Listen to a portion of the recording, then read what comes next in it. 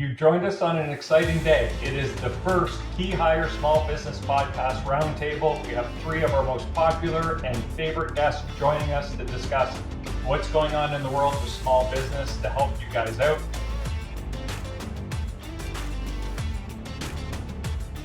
So stay tuned. Before we introduce them, I just want to take care of some business. Welcome to the KeyHire Small Business Podcast. My name is Corey Harlock. I'm your host, and I'm also the creator of KeyHire Small Business, where we help small business scale. Before we dive in, just a couple quick notes. If you're watching us on YouTube or listening on Apple or Spotify, if you could subscribe or follow, help us spread the word, we would appreciate that. If you have any business owners or associates you think would benefit from this show, please forward it to them, help us spread the word. Secondly, if you scroll down on your mobile device into the liner notes, the first line says, send us a text. Send us your thoughts. Let us know what you thought of the show, if you got value out of it, or any topics you'd like us to cover in the future. We'd love to hear from you. And under that send us a text should be a link to my LinkedIn profile. Click that, hit connect, and I'll accept that connection request. All right, let's get into it. Our three guests today. Number one, coming in at number one. No, that's not true. Our first guest that we'll introduce is Kurt Uhlir. Kurt appeared with us on September 4th, 2024, and the episode was The Power of Servant Leadership. We had a ton of reviews on that episode. He's currently the CMO of Easy Home Search, Inc. We have Young Han. He appeared with us the first time on October 16th, 2024, a year ago. And his episode was, Am I Wasting My Money? How to Use Financial Projections to Increase Your Revenue. We also had really great reviews on that episode. He's currently the fractional CFO and owner at Thesis. And finally, Simone Janssen, she appeared with us this June 4th, 2025, our most recent guest. And we did doubling down on certainty during uncertain times. And again, that was a really highly rated episode for us as well. She's the founder of Bulletproof Business Growth. So Matt, let's bring them on. Welcome all. Did I screw up anyone's intro? Did I get it all right? You got it great. Awesome. Well, Kurt, we talked to you jumping over a year ago, Young 1 year ago, and Simone about 6 months ago. Interested to see what's happening in your worlds, but we'll get to all that. So we'll just dive into the questions. And we'll start with you on this one. You can go first. What is the most critical business decision you or a client that you've worked with has made that you or they wish they had made sooner? And what held them back from making it earlier? That's pretty convoluted, but I think you get the message. For me, the most critical business decision, especially more recently, is to stop hiring just on the pure resume or pedigree, and instead starting to hire for the athlete for the position. So often today we're hearing AI and other things, and so they're prioritizing. They're looking for the people. They think they're reducing risk by hiring somebody that's done this exact role, usually in this exact industry, and instead things are moving so fast that they're missing the people that are actually going to help them grow and succeed. So they're not hiring the systems thinker, the person that's data literate, the person that has a bias towards action, that has an experience where they've proven that they will just figure stuff out. They embrace healthy conflict, both when you tell them to do something and they go, hey, the market's going a different direction. I think we need to talk about that first. And somebody that has a personal mission, even if that may not align with yours personally. So that's a little bit of kind of, I think the biggest thing for the critical decision for me is they're looking for something that feels safer for themselves as the owner or a board or investors if they have one, as opposed to what's actually going to be effective, especially in marketing and sales. And would you account that to kind of hiring for like current needs versus future needs, or is it just a fear of hiring someone bigger and better than them, or just not knowing how to recognize who they need? It's a little of both. I've seen, especially for companies, even small SMBs that have investors as well. The investor class has very much shifted risk profiles over the last 10 years, where they think that they've so much gone into playbooks. Their playbooks typically say, hey, we want a marketer, we want a CFO that's been in this industry doing exactly this.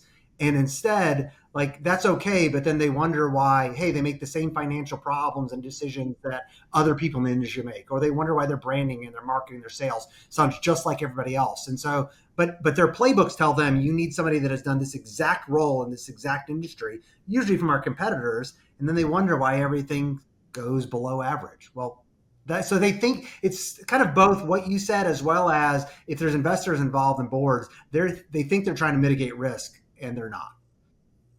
Simone, this is in your wheelhouse. What are your thoughts? Yeah, I would totally agree with everything Kurt just said. I think when I look at our clients, a lot of times it's all that, and then not really understanding what the right fit is for the role actually. And a lot of times it kind of goes in between, do we hire up, as in, do we hire somebody who is an expert, perceived expert, right? Who looks great on paper, or do we bring somebody up through the ranks? What works better? And I would think the decision that's actually handicapping most entrepreneurs is to hire slow and fire fast. Because what we see all the time is, like, you hire somebody, you do your research, you get some clarity, you hire somebody, whether you hire up or down. But pretty quickly, if you have the right systems in place, you should be able to judge, is this the right person for the role or not? But what we see pretty often is that, everybody is so relieved that they finally hired somebody. It just goes, throw them in the deep end of the pool, and hopefully they're going to swim. And there's no sharing of values. There's no clear goals and expectations. There's no follow-up, right? They might even share all that stuff on the beginning, but then they don't really follow up with that. There's no support going forward. So the poor person that got hired is not really clear. How can I make a big difference? How can I actually contribute at the highest level? How can I actually keep pushing this company forward? So they're not contributing at the level that the business owner hoped, and then a decision doesn't get made. So the decision either needs to be, hey, this is not the right fit, we need to let go of this person and find somebody else, or the decision that needs to come before is, we need to give that person the support, the clarity, the oversight, the mentoring that they need to actually be successful in that role. Yeah, that's the old I think this is kind of what you're talking about, but in the small business, you see the neighbor says, oh, my buddy just got laid off. He'd be great for your company. They shell out a ton of cash and they do their first big ticket hire, but they haven't clearly defined what they want them to do. And after 3 months, everyone's like, what do they even do here anymore? Like, what was it? They may have took care of one of those issues they had immediately, but they didn't have, going back to what Kurt was saying too, like that capacity or runway to kind of create and implement and take initiative to look at the business and say, hey, here's what we need to do. Yep. Young, what are your thoughts? I agree with both people before me, and I wish I went first. That's really what I think.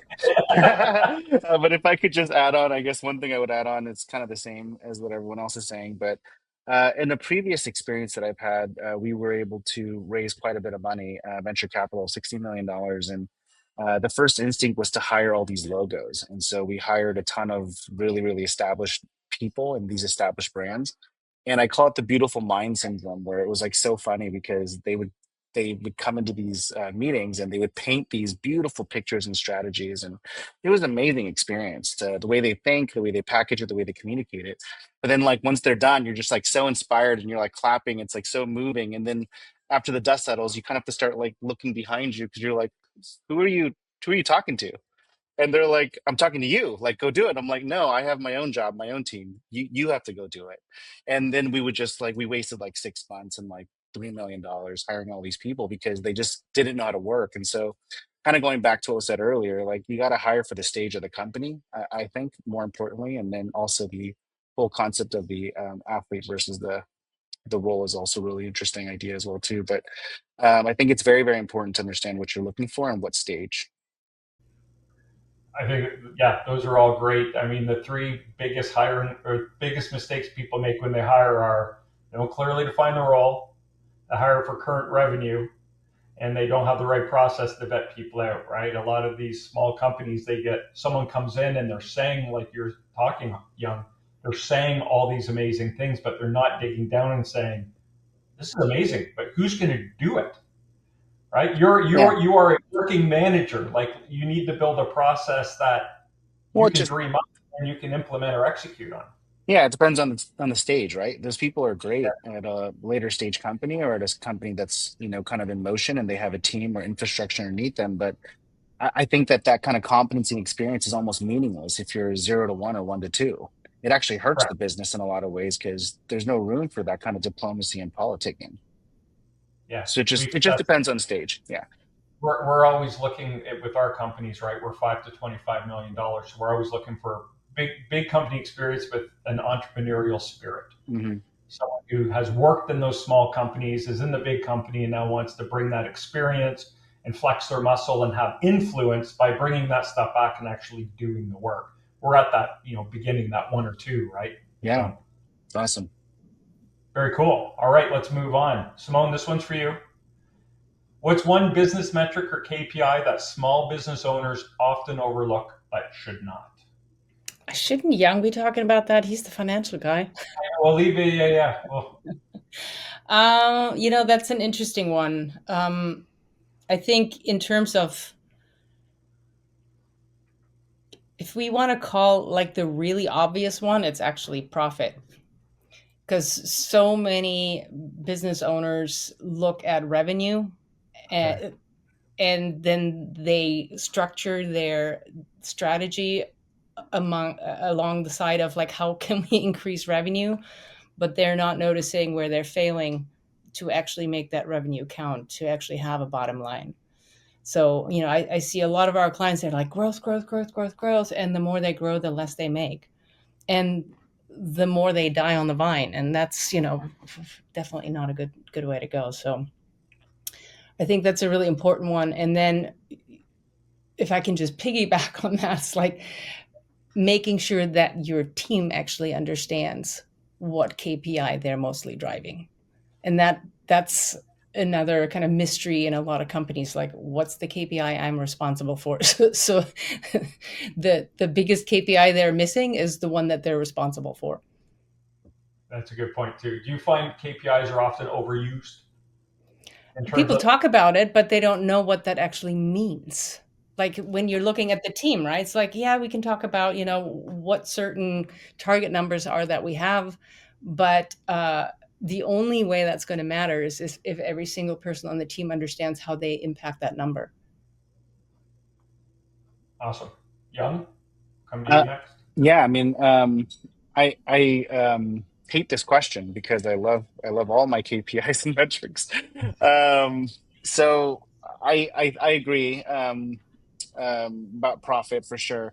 But if there was something that was kind of unusual or something that most people don't track, especially in small business, is a contribution margin, which is kind of like a subset of profit. But it's really understanding what your products and services are generating in gross margin, right? Individually as a product. Because the biggest mistake that I find small business owners make is that they don't get more sophisticated about their numbers. And going back to the whole concept of making a lot of revenue and making less profit, most business owners, and I'll tell you that it's most, end up focusing on the product that generates the most revenue without ever looking at to see the profitability of that product or service. So contribution margins are very, very valuable because there's a certain threshold where it's actually not even profitable to service that product.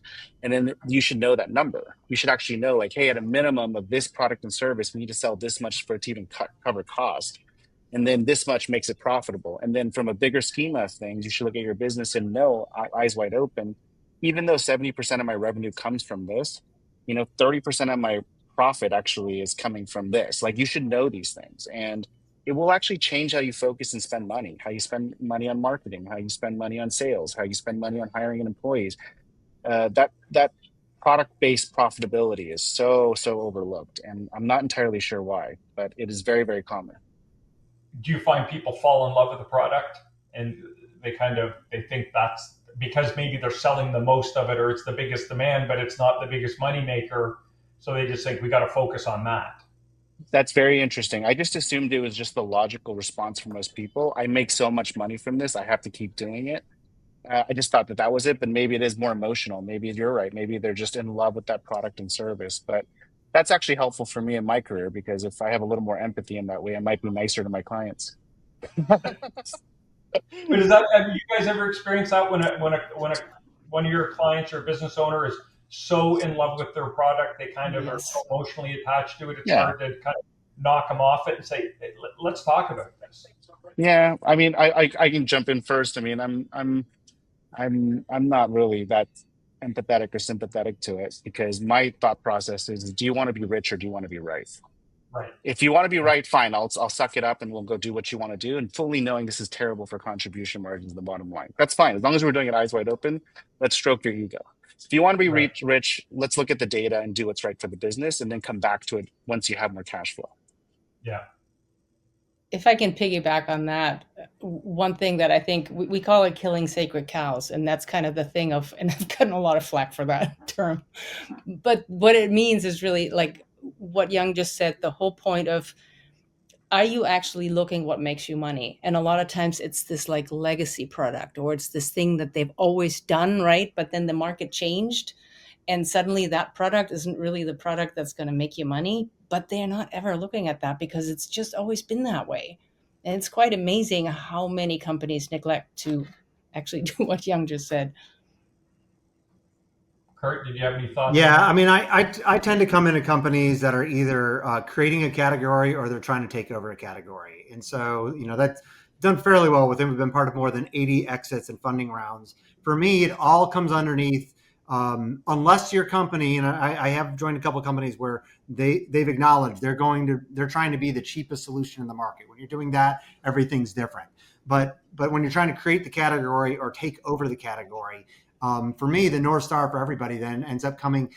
You can choose one of four, but they're all around creating a referral engine, a leading indicator. So it's either going to be total customer referrals, referral source revenue, time to first referral. So you get a customer, how long before on average they refer you to somebody, or advocate activation rate. So the individual people that are using the product when they do it. Because when you do that, then what starts aligning to everybody is you go through the organization, and like Simone's part about making sure people understand how what they're doing contributes to that is, hey, you might not be getting referrals because there may be something that marketing is doing that's setting up a false expectation up front. Or it may be that sales is selling features that don't exist yet. Or product is building things for a legacy product or something that they think the CEO wants, but nobody's actually using. Like there's so many things that come into it that we all pay into it that at the end of the day, if we want to actually grow revenue, especially take over a category, if our current customers are not happy enough with what they're actually getting from a value perspective, that they have to tell other people, then we've screwed up something. Then you just have to figure out within your company, what's that kind of, how do you need to track that referral engine best for whether it's a consulting business versus a SaaS-based business versus, hey, you're making denim jeans in East Tennessee. So that's cool. So we have profit, not revenue. We have contribution by business line, and we have referrals as three of the key metrics you guys are recommending, which are all probably not in the top three of, if you were asking a business owner, how do you measure success in your business? What are your KPIs? Profit might be there, but it might be gross margin, it might be revenue, it might be cash flow, right? So those are all really interesting. To stay on the KPI topic, whether it's per department, per leader, for the business, how many is too many? How many is not enough? KPIs. I could take a stab first. I mean, for me, I think it needs to be somewhat agile and flexible. Depends on the amount of projects you're implementing and the capacity of the team. But I have a very flexible approach to it, and I like to do cadenced sessions where you adjust the KPIs depending on your strategic plans. So I don't really think that there's a number that I would recommend for someone, but I would definitely try to focus on a handful that really indicate the right levers for the current goals. And then just be very cognizant of the fact that as the goals change and the vehicle, the company changes, that we need to change those KPIs with it. That's my only recommendation. And then lastly, I would just say, just don't go crazy. Like you can have crazy ones, but there should always be like a top level one that's probably less than 20, maybe a dozen to 20 that, you can focus on. So Is that on the business level?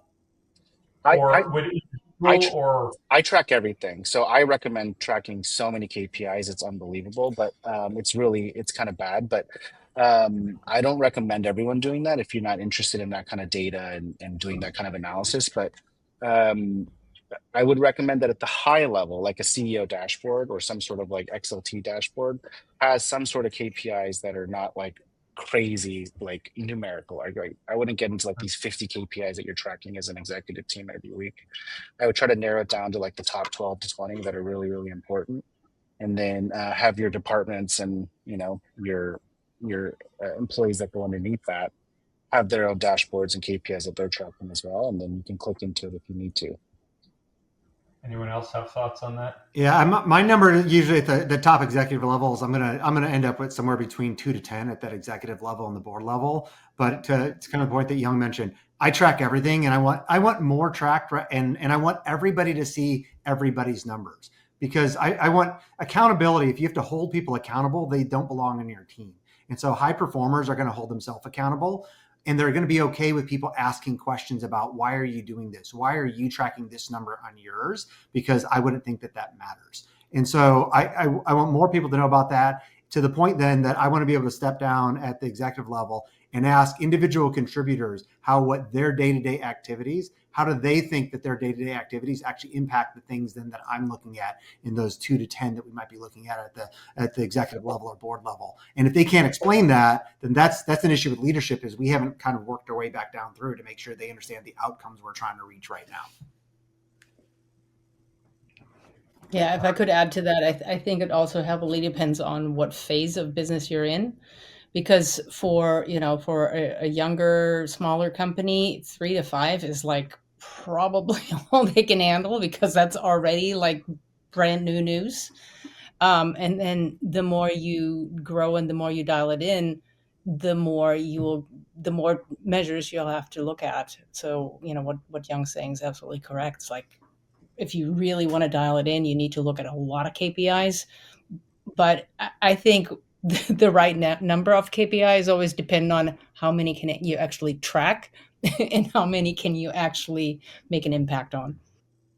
And that's why I asked, because some people think, oh, we got to have KPIs, but then they don't follow up in them, or they're too young and they're adding KPIs that are taking away from them being able to execute on the business. They're spending so much time tracking. So that's great, because you guys are all answering from a different space, right? And a different level of business. And I think, Simone, for those small business owners to know that you don't need to have 20, right? If you just put a couple in place, where just start with that, then you can get to the level of Kurt and Young where you're, running them through AI and crunching them and analyzing them. You get there. We don't start there. Well, the other issue you have is if you track too many that you're not updating them regularly, it creates a toxic environment over time, because you're not actually tracking them all the time. And so, hey, they may be valuable. You may think that those 10 or 20 are valuable at a smaller stage or whatever stage. But if you're not tracking them regularly, well, then when the boss comes back and asks for numbers 8, 9, and 10, and they haven't been tracked, well, now everybody feels like they have to drop everything. It's a fire drill to get those and to backfill stuff, which wasn't the intention, but you're trying to do too much, as opposed to kind of Simone's bit, just saying, hey, this is the small bit we need to focus on. The other things are important. We'll get to those later, or there may be times we go through and you dive in and you backfill that data to look at it as more of a report right then, versus a dashboard that you're looking at regularly. The only thing I want to add to this, and you can move on if you want, but because we could talk about this forever, to be honest. I love KPI conversations. The reason why I always try to move, if we're talking about strategic goals, I always try to have less than, like 7 is too much, but I say no more than 7, but try to have 5, so everyone can like point to the 3 to 5 things that you're working on. If there's more than 5, I kind of question how important that priority is. But the only reason why I have more KPIs for is because of this concept of like having like 2 oars on a boat. Like if you only track one KPI, you can accidentally push the company too linearly one direction. You should have a corresponding KPI that counterbalances it, and that's the way I recommend having 12. But I do agree with you. You shouldn't be tracking so much that it's like overwhelmingly causing analysis paralysis. And then The only thing I will say about, I actually am in small business. I've had a lot of experience in big business and later scale. I've never been past Series C. I'm not diplomatic enough. I usually get fired by the time we start having VPs and directors and managers.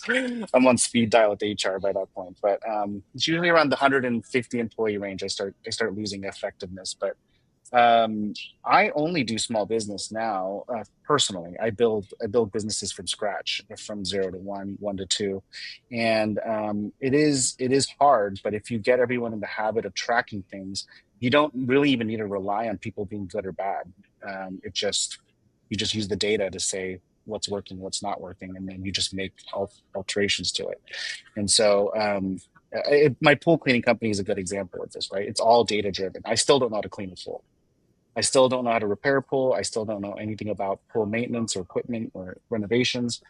And we've been adding $1 million in revenue every year we've been in business. But All data driven. You do know exactly how many new customers you need to buy a truck and staff it.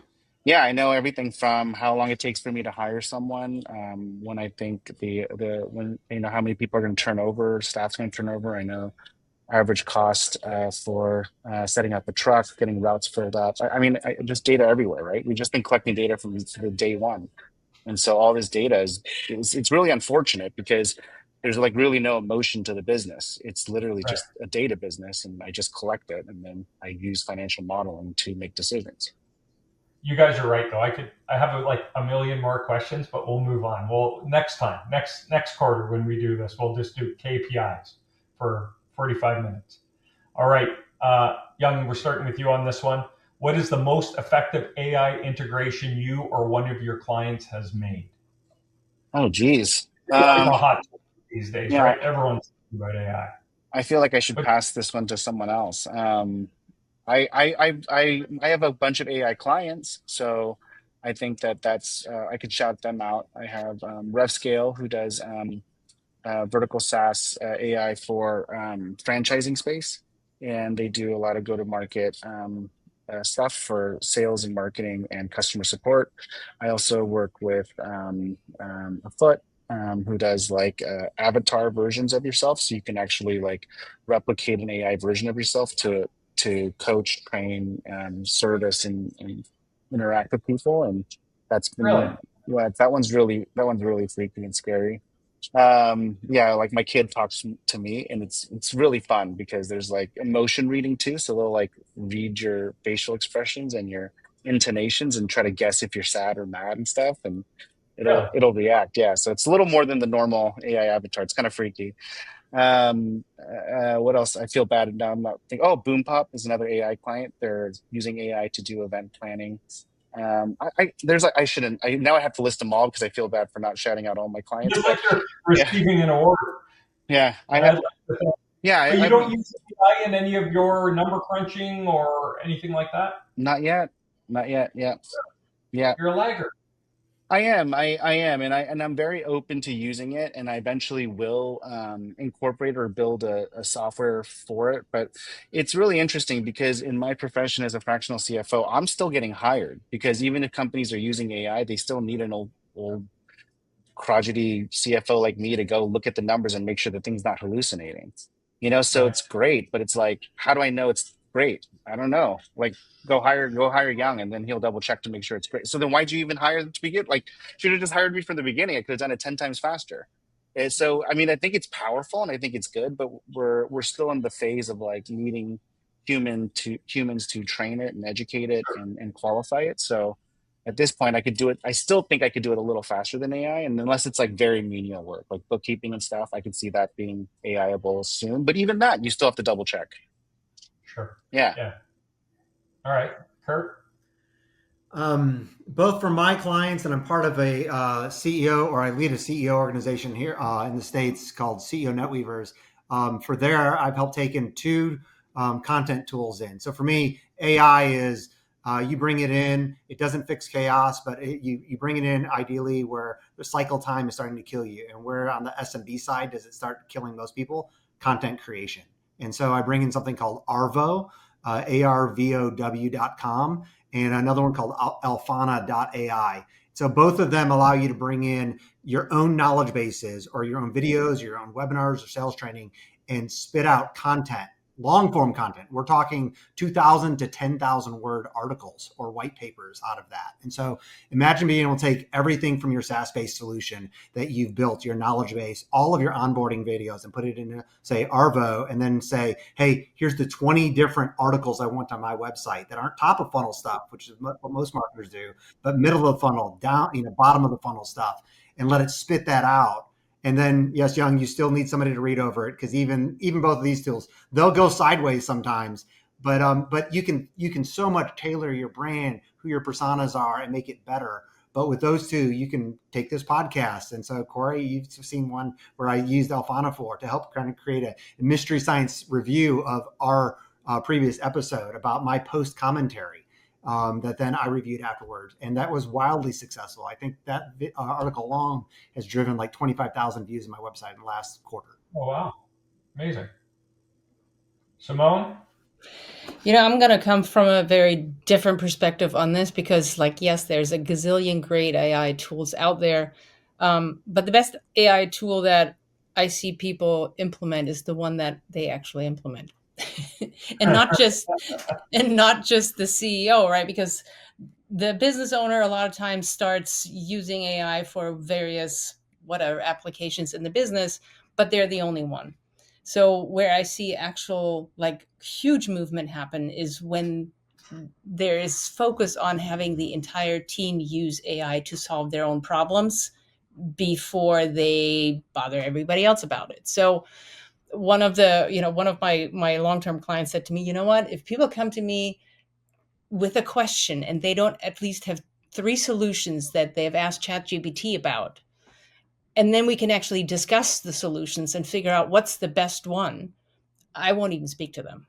And that's like a huge, huge change that I've seen where, the business owners insist on that everybody educate themselves, whatever their expertise is, bring in the tools that they need within their area of business, and then that they actually use it. So that's one. And the other one we have shifted our leadership and operational systems largely to a custom GPT that I built. And it's been tremendous because it means that instead of, for leadership and operational systems, a lot of small business owners think yeah, that's a wonderful, nice to have when we have solved sales and marketing and whatever. So hence there's poor leadership, shitty teams, all this kind of stuff.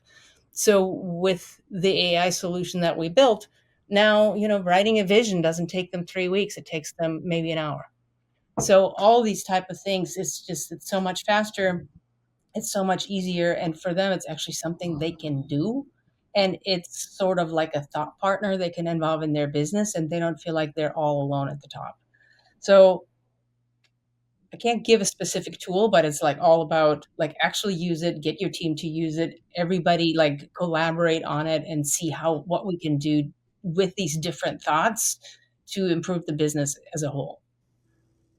We use the Team GPT with KeyHire as well. And the thing I've found, and you guys can share your thoughts on it, but it removes a lot of the emotion, because when you try to, Young, maybe not you because you're emotionless, but you don't get too involved in this stuff. But you can spend all day trying to write the perfect about us summary for your website, and it's never good enough. Or you can throw all that stuff into your Team GPT. It has all your info, and it says write me an about us, and it comes out, and you're like, oh, that's pretty good.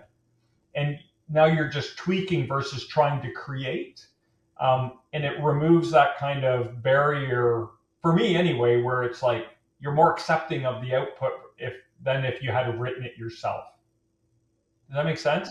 Yeah, that's totally. An interesting perspective. Yeah, I mean, I should have mentioned ChatGPT for sure. Sorry, I definitely use it pretty heavily myself for me to think. So not necessarily for outputs inside of a business, but I definitely take it for long walks, and I put it in voice mode, and I force it to ask me questions one by one until it has an exhaustive and comprehensive understanding of the problem I'm trying to solve. And then I use it as a whiteboard. And then literally I go on for walks for 2 or 3 hours, and I just talk to it for 2 or 3 hours, and it just dumps everything into this thing. And then I say, okay, summarize everything I said to you. And then I read it, digest it, and then I'm able to build better plans and decks from it. But I don't really use like some sort of integration for my business just yet. I want to, and I know it's there, and I'm not oblivious to the fact that it's very powerful. But that is one way that I use it. Yeah, that's super interesting. I didn't even know there was a voice mode. Mm-hmm. It's pretty cool. Yeah. Yeah. You That's just nuts. stick it in your phone and just go on a walk and just start talking to it. And Has, has anyone received the AI loan officer calls yet? You've been qualified for so much.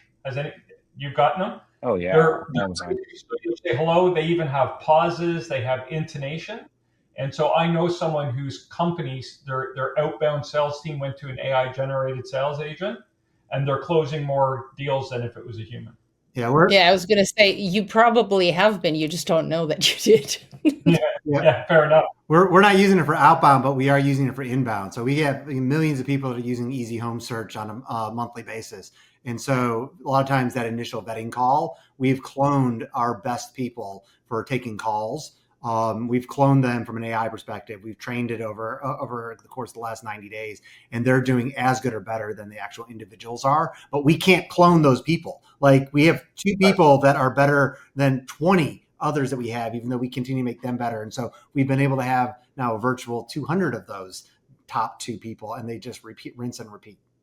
Yeah, and it raises the bar, right? They might be a little not as good as your top 2, but they might be incrementally better than the other 8. So it raises that your closer. Yeah, and it's fed into as well. So like in that case, Young, to your point about like we're using it then from a text-based AI search for, hey, I'm looking for a house that's doing this. Well, now we have the voice side of the house that's talking to people individually, matched up then with the data of what people are typing in to say, oh, this is all that you type, but what you probably mean is this. And so we can kind of lead the questions to draw out what they're actually looking for.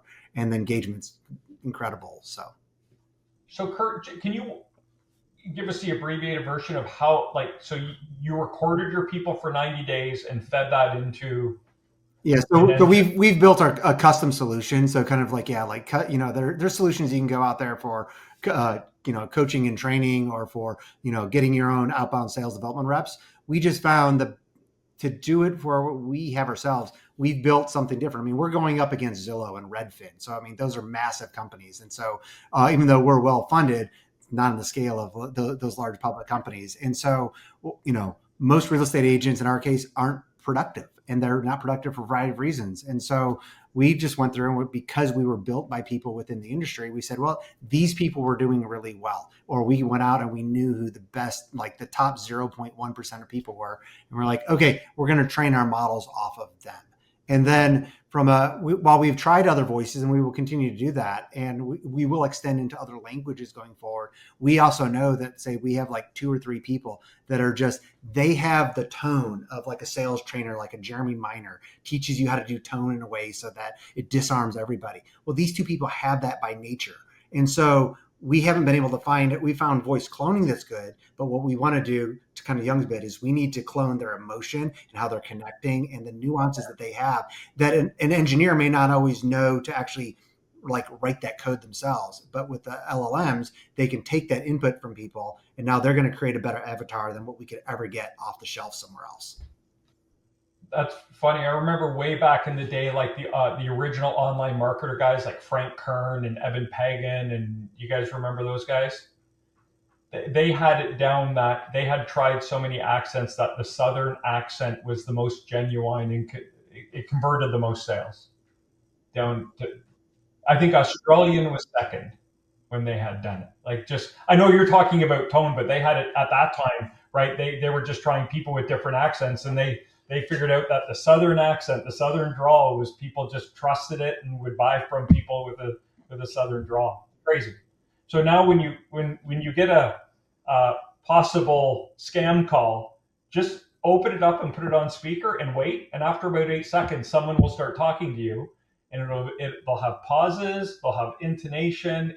It's crazy. And you'll go, because a normal person just would go, hello.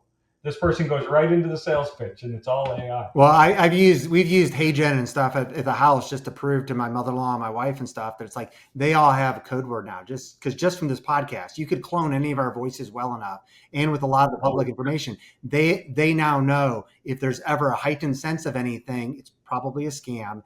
And there's certain phrases we have to actually check at like 2 and 3 levels. Is it actually Kurt on the phone that's asking for money? Because like I don't need bail money, I don't need credit card, Apple gift cards, but those happen, and any of our voices could be cloned so well. And so it's one thing to know it, but I mean everybody listening here, you can do that like with a free trial on a lot of these tools.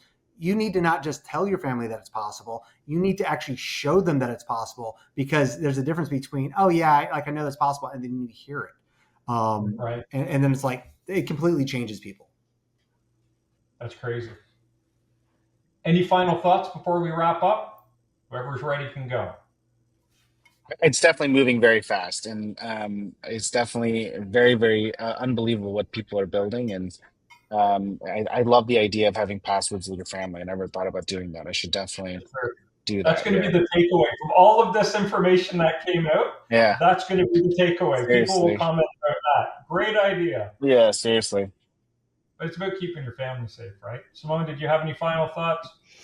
Now, I think the whole thing about AI is keeping the connection, and I think that's for a lot of people. They need to figure that part out. It's like, yeah, we're automating, we're putting AI, we're doing all the stuff, but the more is automated, the more people will actually want the person-to-person connection. That's the other side of it too, right? Yeah. So I think that's kind of like, yeah, use it wisely, and then make sure that you don't lose that piece. Awesome. Well, thanks, guys. Before we wrap up, let's let everyone know if they've been listening to you and they want to get in touch with you, how they can reach us. Kurt, we'll start with you. My personal website, Kurt Uhlir, UHLIR.com, is going to be the best place to find me, or just Google Kurt Servant Leadership and I'll pop up. Very cool. Simone? AI Business Scaling Blueprint.com. And you get on the mailing list. Get on your mailing list, because you send out lots of cool info. That's right. Yeah. Young? Mine is alwayshan.com. So always, and then Han is my last name, HAN, just a play on words that I'm always on. So you can find all the ways to work with me on that personal website. And Very I also have a cool. weekly newsletter if you want to hear me rant Sign up about my business musings and KPIs you should track. All generated through AI, I'm sure. Exactly. Kurt, did you have a mailing list you want to throw in there? So I have one on my own website. Sign up if you want to. Awesome, guys. You are the best. Thank you so much for joining us for the first ever KeyHire Small Business Podcast Roundtable. I think it was very, very valuable information. I know 2 of you kind of moved the world to be here with us today, so I certainly appreciate you doing that. And hopefully we'll be able to get you back in next time as well. Yeah, I feel like next time we'll start arguing because we'll know each other. Oh, what I was hoping for. I have to get more controversial topics.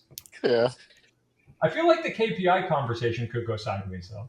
Yeah, we would have gotten there. I definitely think the second one we'll start arguing. That'll be fun. Very cool. Thank you, guys. I appreciate you a lot. Thank you. Thank you. See ya. There you go. Kurt Uhlir, Young Han, and Simone Janssen. Awesome. 3 of the smartest people I've ever talked to anyway. I'd like to thank you for tuning into the KeyHire Small Business Podcast. If you got value out of this, please like, follow, share, help us spread the word. I'm Corey Harlock. I've been your host. And until next time, stop grinding, start growing.